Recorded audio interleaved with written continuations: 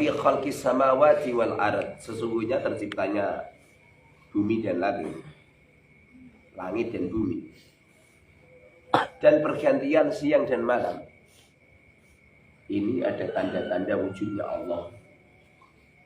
Kalau kamu masih mengatakan mana Allah, di mana Allah, Allah nggak kelihatan. Berarti selama ini kamu nggak punya panca indera. Tidak ada sesuatu yang paling jelas di muka bumi ini kecuali Allah. Seumpamanya nggak ada Allah atau kiai-kiai itu kelaparan kabeh iku. Sebab salam dunia sing gak gerak sama sekali lagi kiai ulama-ulama. Nek santri nemen meneh. Ra kerja ngamal.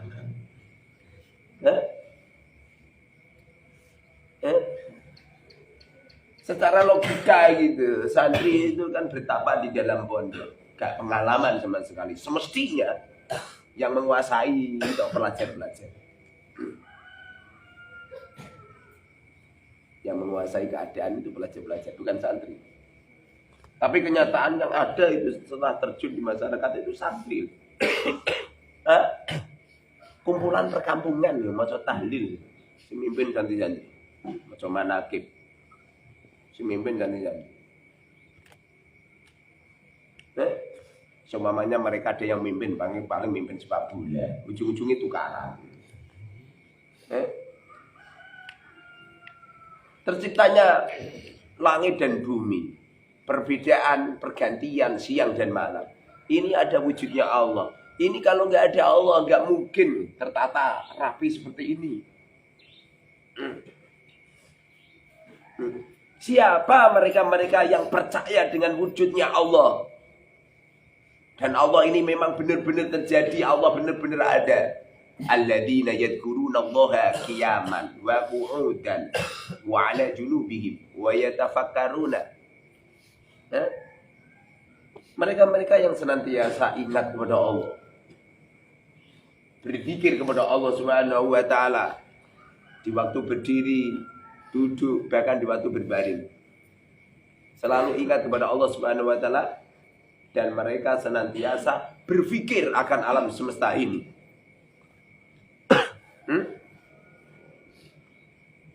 Coba atau dipikir-pikir, mikirkan. Sepertinya atau orang itu kalau kerja, punya pekerjaan, logikanya atau mereka tenang, punya pekerjaan, punya penghasilan, tenang, bakso. Loh kenapa kok mereka tergejolak gitu loh? Mereka yang jadi bos-bos, karyawannya nyampe sekian ribu. Loh kenapa kok nyampe mereka ya ada yang bunuh diri? Logikanya kan mereka itu semakin ayam tentrem. Karena mereka itu didatengin harta benda berlimpah ruah. Kok mereka kok nyampe banyak yang pusing? Logikanya punya pekerjaan, punya penghasilan, kemudian ilir-ilir pakai uang. Tapi kenyataannya enggak. Kenyataannya enggak. Orang-orang yang tenang, orang-orang mereka adalah alladzina yadhkurunallaha, yang selalu ingat kepada Allah. Di saat fakir dia ingat kepada Allah, tentram dia. Di saat kaya mereka ingat kepada Allah, tentram dia. Karena sesungguhnya dunia ini yang menjadikan kita tergejolak, semrawut. Itu gara-gara kamu gak ingat kepada Allah. Ustaz, saya sudah ingat terus. Bagaimana cara kamu mengingat Allah? Ya, aku setiap hari itu membaca Allah. Walaupun kamu membaca Allah, nyampe lidahmu terlepas dari mulutmu. Bila mana kamu masih memasukkan di dunia ini, di dalam kolbumu, harta benda gemerlapnya alam, cantiknya perempuan, tampannya lelaki, mewahnya rumah, kinclongnya mobil, banyaknya harta berlimpah, uang, tidak akan ada ketenangan. Kalau pengen tenang, buang jauh-jauh. Buang. Air yang bisa membersihkan kotoran itu syaratnya toh, airnya harus jernih. Begitu juga hati. Hati ini kalau pengen Benar-benar mendatangkan sebuah ketenangan yang luar biasa. Tidak ada rasa takut dan tidak ada susah. Caranya toh bersihkan hati kamu. Bersihkan dari kotoran-kotoran dunia. Bersihkan. Lebih-lebih perempuan jangan diletakkan di dalam kolbumu. Lebih-lebih lelaki jangan diletakkan di dalam kolbumu. Nggak usah pacaran. Wedhus ora pernah pacaran nyatane yo di anak pirang-pirang. Dengerin. Lah kula mboten wedhus ya Ustaz. Kula mboten wedhus. Dengerin. Menjadikan hati kamu kacau. Jangan masukkan di dalam kolbu. Siapapun orangnya, siapapun perempuannya. Jangan diutik-utik. Pokoknya toh hati kita ini kosongkan semua. Insya Allah kalau kamu bisa seperti itu, tidak usah pakai lama. 40 hari saja. Tasab teman. 40 hari saja, maka kamu akan mampu untuk menembus alam malakut. Aku lagi ele-elean. Dengerin. Saya baru berusaha ele-elean. Yang asli juga masih kacau balau. Berusaha tidak memasukkan apapun di dalam kolbu kami. Saya itu bisa mimpi dalam keadaan terjadi. Bisa mimpi dalam keadaan tidak tidur. Jadi kadang-kadang saya itu jagungan sama sampean seperti ini, itu mimpi. Jadi melihat sesuatu yang aneh-aneh.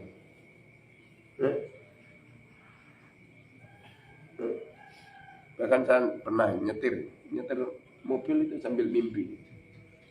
Tidak cuma itu, saya tengok-tengok di kamar gini, duduk itu mimpi. Melihat alam-alam gaib bermacam-macam. Bagaimana jika kamu benar-benar membersihkan hati kamu dari hal-hal yang semacam itu? Kamu tidak akan mampu loh, untuk meletakkan kebaikan semuanya itu kecuali dengerin, perbaiki sholat. Kalau kamu bisa memperbaiki sholat, oh, insya Allah. Cuma ada syaratnya, wudunya diperbaiki. Sholatmu nyampe khusyuk, tapi untuk kamu nggak kamu perbaiki, nggak bisa. Karena kunci kesuksesan hidup, kunci ketenangan hidup, kunci terselesaikan semua masalah itu adalah sholat. Dan kuncinya sholat, wudu. Dengerin ini. Kuncinya wudu bisa baik adalah ilmu. Makanya kalau mau hidup di dunia ini toh, dengerin. Jangan pernah duduk kecuali bersama dengan 3 orang. Seumpamanya toh kamu duduk kepada selain 3 orang dalam rangka litarbiyah, dalam rangka untuk membantu. Selain itu toh jangan. Nomor pertama, sering-sering duduk bersama dengan para ulama. Sering-sering duduk kepada orang-orang yang paham betul tentang ilmu agama, paham betul tentang syariat, paham betul tentang Quran, paham betul tentang dawuh-dawuhnya Rasul, paham betul tentang kaul-kaul ulama, ilmunya itu abal-abal. Kamu jangan ketipu dengan orang yang dalilnya ngecepres. Jebul-jebul tong kosong berbunyi nyaring. Jalisil ulama, kata Rasul. Sering-sering duduk dengan para ulama, para pakar-pakar ilmuwan. Ulama itu yang bagaimana? Innama yasallaha min ibadihil ulama. Ciri-ciri ulama, dengerin. Ciri-ciri ulama, takutnya kepada Allah luar biasa. Kalau ada seorang ulama sama Allah enggak takut. Santri ini tuh ya ikon jamaah, jebul-jebul kiai ini gak jamaah diri. Santri ini diharam ke menyentuh tubuhnya perempuan, kiai ini salaman diri karo santri ini. Jangan kau ambil ilmunya seperti ini. Kalau memang benar-benar mereka itu adalah ulama, innama yasallaha min ibadihil ulama. Ciri-ciri ulama itu takutnya kepada Allah itu luar biasa. Wajilat qulubuhum, gemetar apabila ayat-ayat Allah dibaca. Di waktu mereka melihat tanda-tanda Allah, zadat imanu, imannya semakin bertambah. Takutnya kalau Gusti Allah luar biasa. Setiap masuk subuh, di dalam kalbunya ada kata-kata, orang munafik tidak mampu untuk mendatangi jamaah subuh. Dengarin ini, Pak. Entong? Orang munafik itu tidak mampu mendatangi jamaah subuh.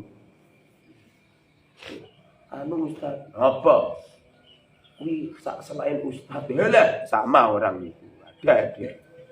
Ada Ustaz, lebih kiai, lebih pengasuh, sama. Di hadapan Allah yang paling mulia, bukan imamah yang besar. Kalau besar-besaran imamah itu gentong pasang di silaku. Paham ya? Bukan medin ini jubah. Saya yang asli itu seneng pakai baju-baju pedotan. Biar ramah sama santri itu. Karena jubahan medeni wong. Wong di masjid tapi yang saya itu yang asli itu kalau awal santri pakaiannya pedotan seperti kamu-kamu. Kajinan rausah medeni wong. Saya bawa imamah medeni. Ini aku ngebudil-udil zaman mati gak. Ya apa lagi? Nanti kalau keluar pakai celana, pakai kaos strip, rambutnya semir. Dia pengen seperti itu. Jadi ramah sama masyarakat awam. Kadang-kadang sekali-kali kataan cekak.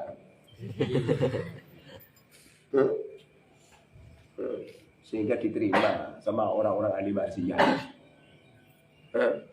Makanya ada beberapa kiai nak ngomong cuawaan. Ono asu, ono ketek. Ya, memang cara Allah untuk mentarbiyahkan umat itu seperti itu. Ada beberapa masyarakat itu nak kiai ini khusyuk seperti kamu-kamu itu nggak mau deket beliau. Masyarakat nggak mau deket. Tapi nak omongannya kotor-kotor, nama-nama binatang, sak kebun binatang, lihat muka padus itu malah masyarakat sing enak-enak deket. Makanya kalau ada kiai sing seperti itu nggak usah dielak. Mereka punya posisi sendiri. Saya tuh sering nggak lihat ada orang hebat itu tuh, pakai caping, pakai kaos oblong, pakai kata cegar. Bahkan beliau itu kadang-kadang najis, pakai mobil mewah, pintunya lu dibalik. Itu kan gini toh, lagi dibalik gini. Hidupnya di tempat-tempat diskotik, rambutnya disemir. Senengane kalau duduk pegangan bir, tapi aku ngerti itu isinya itu gak bir, kayak putih. Ada pun orang itu teler itu gaya sih, nggak teler sih. Itu memang sistem biar dideketi sama orang-orang ahli maksiat. Kata itu teler, bahkan itu, singkat tinggal. Di waktu dia ceblok nih, apa itu di pelataran itu baca Quran dia. Gitu ya Ustaz. Nanti saya kalau minum bir lagi itu ya.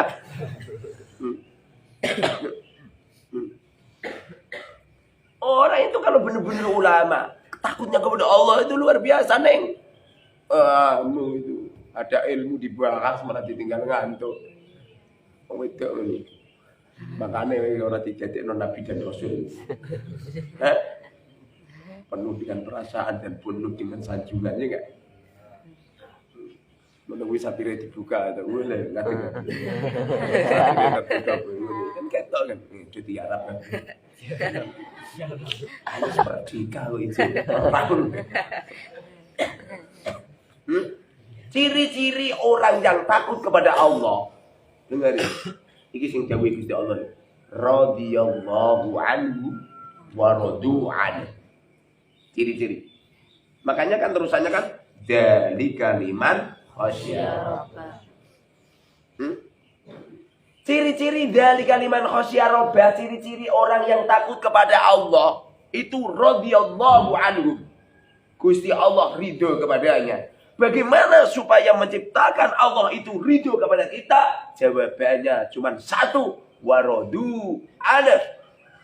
Kita semua atau wajib hukumnya ridho dengan semua keadaan takdir yang telah diterapkan oleh Allah kepada kita. Jangan gak ridho. Saya belum pernah menemukan seorang wali, saya belum pernah menemukan seorang ulama min kubaril ulama, penggede-penggede ulama. Saya belum pernah menemukan al-hukama wal kubara, kecuali beliau itu tidak pernah mengeluh dengan keadaan. Dengarin itu. Walaupun kamu modalnya 10 tahun dulu, akhirnya saya mengeluh, "Mak, Pak, uangku habis." Udah ya. Walaupun modalmu 10 tahun. Sampai ya, saya itu lebih senang punya santri satu, gak pernah minta kiriman daripada kayak ini. Kayak yang kayak bedimo ya. Dengarin ini. Ciri-ciri ulama dari kalimat khasya rabbah, orangnya takut kepada Allah. Ciri-ciri orang yang takut kepada Allah, radhiyallahu anhu wa radu anhu, ridho dengan keadaan. Kalau sudah waktunya pagi, udah dinikmati pagi ini, nggak usah ngarep-ngarep siang. Paham Tom? Nggak usah ngarep-ngarep siang. Nanti kalau sudah waktunya siang sendiri. Di waktu kamu jomblo seperti ini, nggak usah meratapi hidupmu. Anggir ngelo sama dia, ya Allah. Ora payu dhewe. Ini ki sing enak Ustaz. Aku merana ning kamar. Buluku wis ngene-ngene kabeh. Teruskan oleh kamu gak rindu. Sing rindu. Orang itu kalau rindu tuh Masya Allah. Tidak ada orang yang rindu kepada semua yang terjadi kecuali Allah akan datangkan. Pernah suatu ketika kemarin malam ini enggak cerita amal enggak. Jadi pada cerita Kancil Nyolong Timur, Bang. Ya. Tadi malam itu kan ada tamu. Ada tamu jagung-jagung. Setelah itu saya bilang sama istri, ya makan pisang ya, aku bilang gitu. Apa kata istri? Mas, ada pisang, tapi pisangnya ini pisang bawen, paham pisang bawen? Pisang bawen sing duwu blantong-blantong kaya serurute wong Madura gitu. Pisang Ambon. Pisang apa? Ambon. Sing duwu kuwi pisang Ambon ya?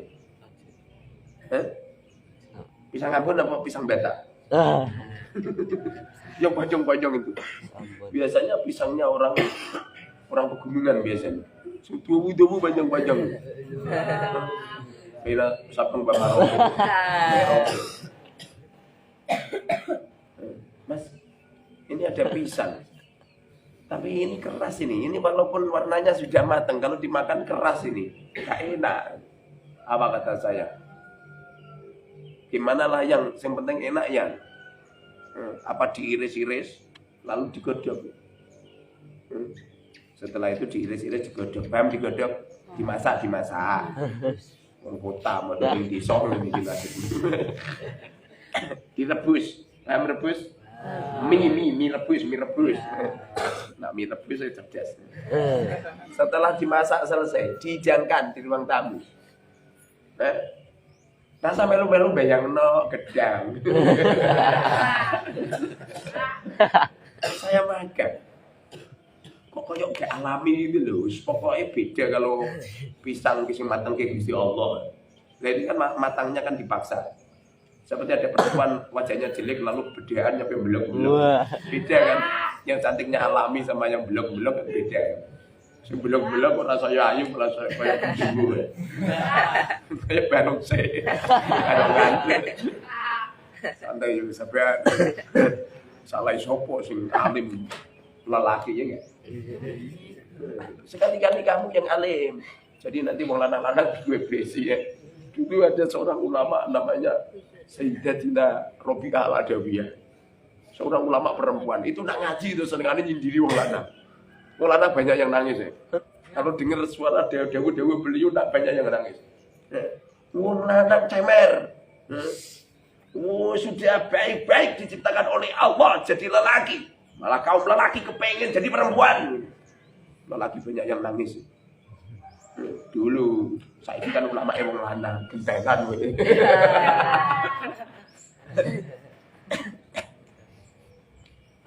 Setelah saya makan pisang, setelah saya pisang godokan, dalam hati saya toh, ini loh, seumpamanya ada pisang matangnya asli dari Allah toh, luar biasa.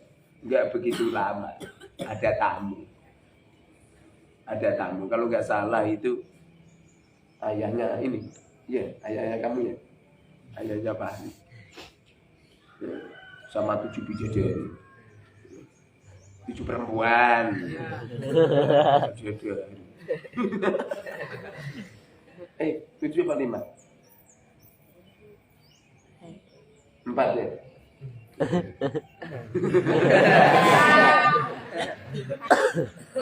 7 sama anak-anak kecil. Kan 4 kan mamanya. Anak-anaknya kan 3 ya. 2 ya. 2. Nah, sama bapakmu nomor itu. 7 kan. 7. Setelah itu beliau ngeluarin pisang dari dalam mobil. Asli ini tidak ngarang ya. Nyari apa ya? Ke pisang ya. Ke pisang. Masya Allah, paham? Apa ceritaku maksudnya apa coba? Kalau kamu selalu ridho dengan apa-apa yang diberikan kepada Allah, maka Allah akan ridho. Semua keinginanmu akan didatangkan Allah Subhanahu wa Ta'ala. Seperti tadi malam kan anak saya kan berangkat ke Malang, berangkat mondok. Apa kata istri, Mas? Ini si Ahmad, Ali, Umar pengen berangkat. Iya. Ada uang? Nggak ada. Nah, terus gimana nanti? Gimana? Ya gimana? Jangankan aku mikir anak, aku mikir diri saya saja nggak pernah. Saya nggak pernah mikir diri saya, apalagi mikir anak. Apa mana mikir kowe deh? Kamu kan anak ibu kan, bukan anaknya kucing ya? Saya mikir saya sendiri saja nggak pernah mikir anak. Apa kata istri? Mas, nanti tolnya habis sekian, sekian. Apa terjadi juga? Allah datangkan tamu-tamu nyalam tempel IKB, cung, sekian juta. Orang terima aku gitu. Setelah istri ngomong itu, orang transfer terus sih. Apa kata istri? Wis kakean Mas. Kakean. Dengerin. Orang itu kalau ridho dengan keadaan tuh akan dipilihkan Allah. Yang ridho. Makanya usahakan kamu hidup itu kumpulan dengan 3 orang ini. 1, al-ulama. Mereka adalah pakar-pakar ilmu yang paham betul dengan ilmu syariat, ahli Quran, ahli tafsir, ahli hadis, ahli fikih, ahli nahwu saraf lughat. Ilmu 5 itu dikuasai. Nomor 2, dengerin. Sering-sering mendengarkan dawuhnya para orang-orang ahli hikmah. Ud'u ila sabili rabbika bil hikmah. Orang-orang ahli hikmah. Orang-orang ahli hikmah ini orang-orang yang mata hatinya sudah connect ke Allah. Orang kok connect ning duit deh. Nah ana santri telat iuran yang mripate meh mecotok. Santri dipanggil ning kantor, panggil namanya ditulis ning ngene pengumuman. Pondok pesantren Caplang. Enggak usah dipondoki ngono-ngono. Lah kiai ini we. Aku sipol dengan harta. Malah kamu mondok di tempat itu. Enggak usah dipondoki. Bagaimana coba? Kiai ini we nabrak-nabrak. Bagaimana dengan santrinya? Dengerin ini kamu itu. Kalau Al-Mubarak sadar seperti itu. Ada santri yang telat iuran nyampe dipanggil di kantor, tak obong kantor. Jujune ilmu berok lan duwe kantor. Enggak ada kantor ya. Enggak usah gitu. Orang belajar ilmu itu jangan karena begini. Dengerin ini.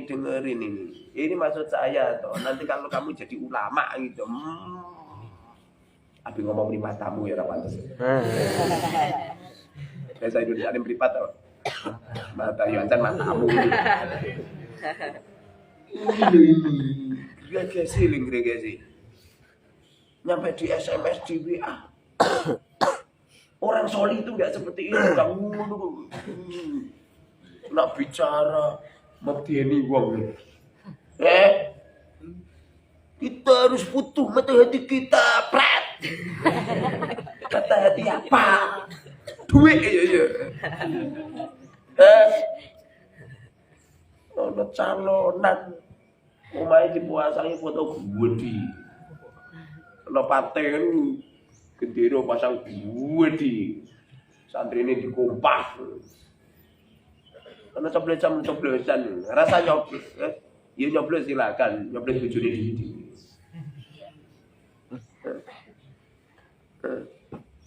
Gitu kan. Makna daripada al-hukama itu orang-orang yang mata hatinya sudah connect ke Allah Subhanahu wa taala. Mereka berbicara itu toh tidak nuruti nafsu. Benar-benar dari ilmu hikmah, benar-benar dari ilham dari Allah Subhanahu wa taala. Mereka yang pergerakannya itu sudah tidak nuruti nafsu. Sampeyan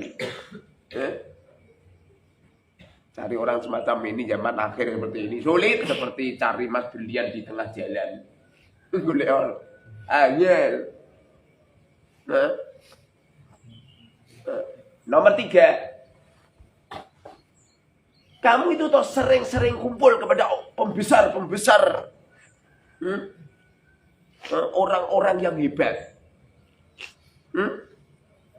Kumpul itu sama teman-teman yang luar biasa. Pemecah rekor yang berpengaruh di pondok dan sebagainya. Saya lihat-lihat kamu rapat ono. Sing genah ngono iki. Mondok sing genah, santri diatur yang bagus. Setiap pengen ngaji, jangan sampai ada santri yang ada di kamar, langsung sisir kabeh. Dengerin, Bang. Sekoali ngaji gitu, santri jangan sampai ada yang di kamar. Piye carane kamare gitu. Wong iki ndak kerasan. Saya itu yang asli tuh ingin merancang pondok yang mewah bagus, tak beri 2 AC. AC dingin sama panas. Jadi wayang ngaji tuh langsung AC ini panas puecet. Pengendaliannya dari rumah saya. Panas bahkan masuk panas tuh mengeluarkan asap. Jadi hati-hati yang turun. Biar keluar semua. Daripada ngoyak-ngoyak sampeyan koyo buas itu dioyak-oyak.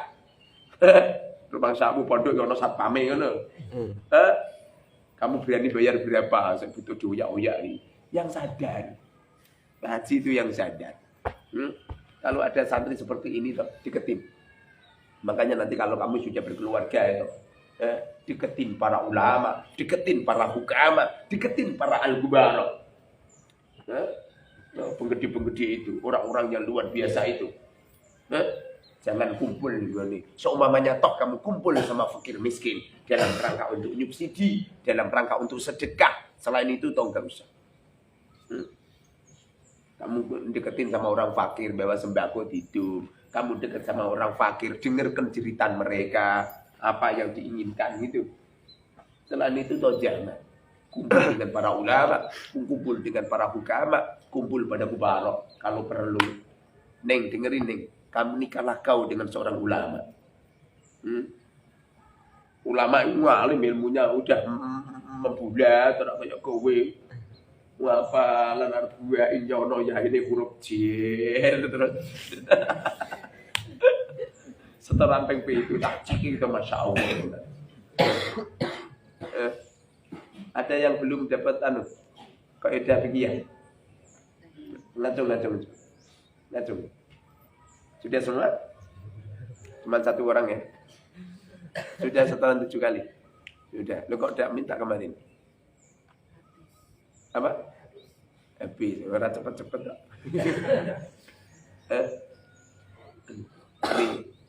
Ya setidaknya toh kamu itu harus bisa mengkader diri kamu menjadi yang luar biasa. Paham? Paham? Paham Pak Di? Sing luar biasa Pak Di. Sing alim, belajarnya luar biasa, setorannya banyak-banyaknya. Gue ki aneh. Wong udah dibilang kalau apa? Safina takrib atau qorifatu mu'in fatu wahab. Ya lu bidan itu yang asli toh. Itu sampean setoran itu toh. Paling itu sekian bulan. Tidak nyampe setahun. Itu tak gawe paling keset gitu. Itu 7 bulan 21 hari. Ini paling keset tuh. Sampai nyampe apa? Kamu Fatul Qorib.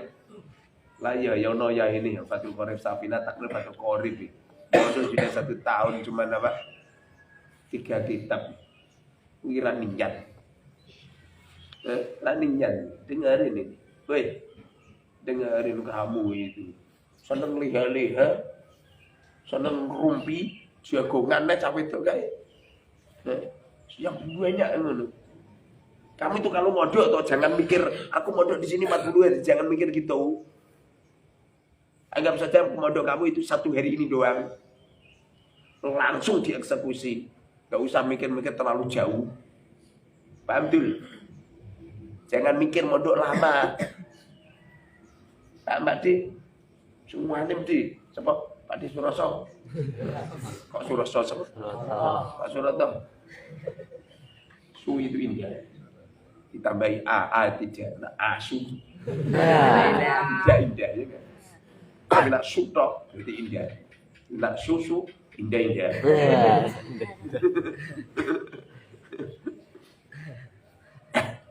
Tambah surat toh. Alim. Nyampe apa kitabnya? Takrib. Innalillahi wa inna ilaihi raji'un. Malah takrib. Kan malah tenanan. Semuanya lebih-lebih nanti baru Gus. Pak Gus, kamu sudah mulai cari mana? Belum. Masih arba'in ya. Enggak apa-apa yang penting sungguh-sungguh. Nyampe hari berapa? 14. Kamu di sini udah berapa hari? 22. Kalau 22 semestinya Gus. Semestinya sudah 22 halaman semestinya. Mestinya berhubung ini kurang mesti. Tidak mesti. Gus sudah dapat berapa halaman Gus? 6. Kamu di sini berapa hari? 5. Ini 5 hari aja dapat 6. Sung surga Gus. Anggap saja santri di sini cuma kamu doang ini. Anggap saja teman-teman ini batu-batu yang berserakan. Paham neng non, neng kum, neng semua alim ya. Gak ridho kamu gak ngalim. Harus ngalim, perempuan itu harus hebat. Kamu nak gak ngalim minta digebresi karo wong lanang-lanang. Digebresi dihapusi karo wong lanang-lanang. Sing ngalim sing luar biasa, sering-sering membuat majelis. Di waktu saya itu nggak ada buat majelis. Yang asli itu kepingin loh, kalau jamaah sana pasti nggak ada. Jamaahnya itu perempuan-perempuan saja. Perempuan saja, terus konsernya konser perempuan. Jadi yang laki-laki, jadi yang isi kultum itu yang laki biar laki, yang perempuan-perempuan. Kalau bisa, kalau yang asli itu. Jadi kalau saya bepergian ngaji ini juga gitu, langsung misah. Perempuan biar perempuan, lelaki biar lelaki. Nanti yang lelaki yang ngajar lelaki siapa itu, yang perempuan yang ngajar Pak Suroto. Poyo-poyo. Jangan Pak Suroto. Memang rasi tua itu. Semoga hidup kita diberkahi oleh Allah Subhanahu wa taala. Ya rabbal alamin, alhamdulillah alamin. اللهم صل وبارك على سيدنا محمد وعلى ال سيدنا محمد. اللهم انا نسالك علما نافعا واملا متقبلا ورزقا حلالا طيبا. صلى الله عليه وسلم.